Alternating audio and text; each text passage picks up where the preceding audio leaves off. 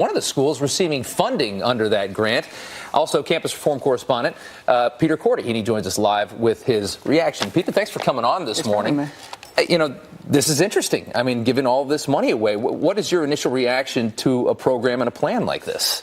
Well, as campus reform reported, they were one of the first people to report it. A lot of the students who will be participating in this program will be receiving credit in exchange for their services of defending and providing free legal advice to illegal immigrants who are facing deportation, which for many people, including myself, I believe that it's a misuse of taxpayer-funded money.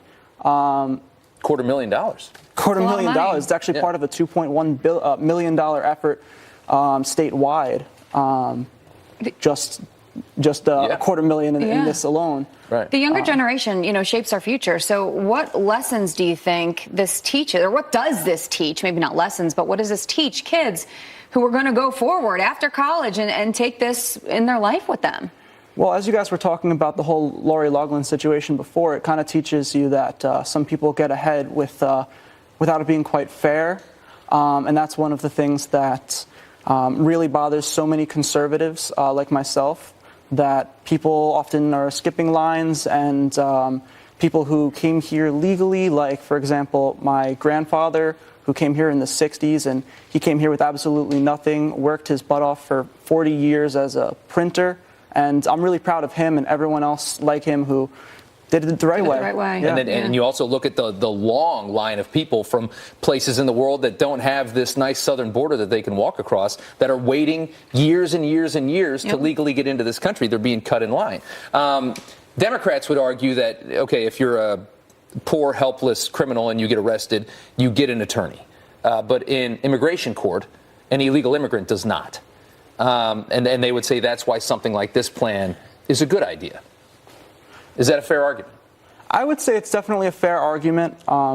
In preparing for this, I actually considered both sides of the argument. I just don't see how non-citizens are entitled to taxpayer funds like this, and I just don't see the legal precedent for it, as well as the moral precedent for it as well, the ethical precedent. We have a statement from Rutgers Law School to Fox News, and this says, quote, this pilot program ensures that New Jersey residents, many of whom have valid claims for relief, are not needlessly separated from their families without their day in court. We are proud of our part in this pilot program. One final word, a couple seconds before we go. What's your message to your school? My message to my school is, even though this may be pretty controversial, I'm very proud of my school. Rutgers University, even the law school, conservatives like myself, we may not agree with, say, someone like Elizabeth Warren, but she's actually an alumni of Rutgers Law School, and I'm very proud of that. Yeah, so it's a good school. All right. Thank you very Peter, much. Appreciate you joining us. And we did reach out to Seton Hall for a statement. We have not heard back from them. And Peter, again, thank you so much. All right, 37 minutes after the hour, parents who refuse to vaccinate their kids in New York City could be fined $1,000. We're live.